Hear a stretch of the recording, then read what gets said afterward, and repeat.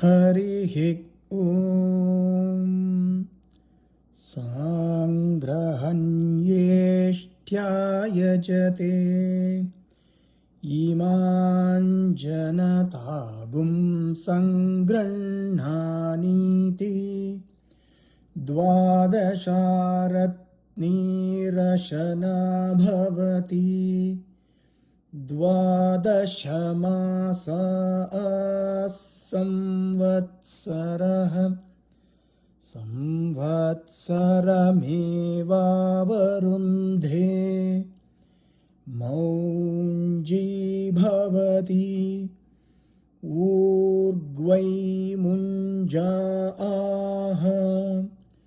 ऊर्जमेवावरुन्धे चित्रानक्षत्रं भवति चित्रं वा एतत् कर्म यदश्वमेधः समृद्ध्यै पुण्यनामदेवयजनमध्यवस्यति पुण्यामेव तेन कीर्तिमभिजयति अपदाति नृत्विजः समावहन्त्या सुब्रह्मण्याया आह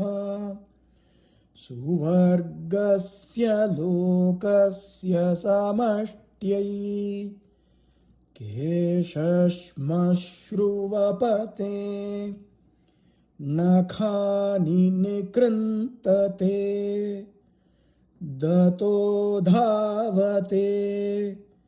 स्नाति आहतं वासः परिधत्ते पाप्मनोपहत्यै वाचं यत्त्वोपवसति सुवर्गस्य लोकस्य गुप्त्यै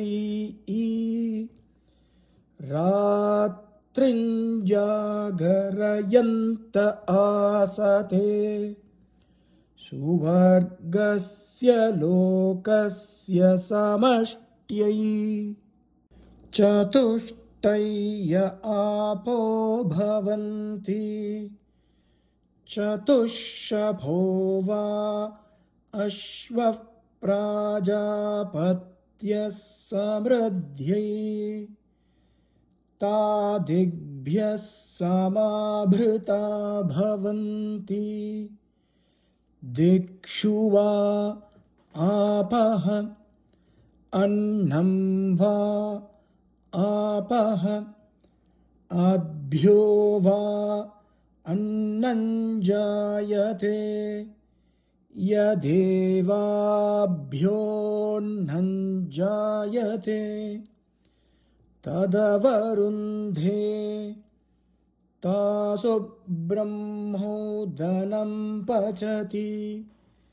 रेत एव तद्दधाति चतुष्षरावो भवति दिक्ष्वेव प्रतितिष्ठति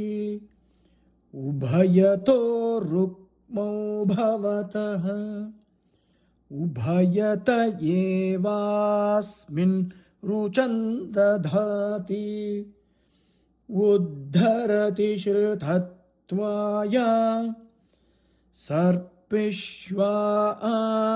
भवति मेध्यत्वाय चत्वार आर्षेयाः प्राश्नन्ति दिशामेव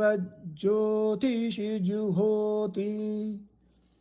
चत्वारि हिरण्यानि दधाति दिशामेव ज्योतिगुष्यवरुन्धे यदाज्यमुच्छिष्यते तस्मिन् रशनान्युनत्ति प्रजापतिर्वा ओदनः रेत आज्यं यदाज्येरशनान्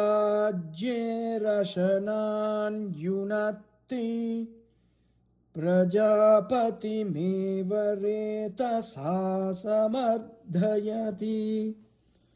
गर्भमयीरशना भवति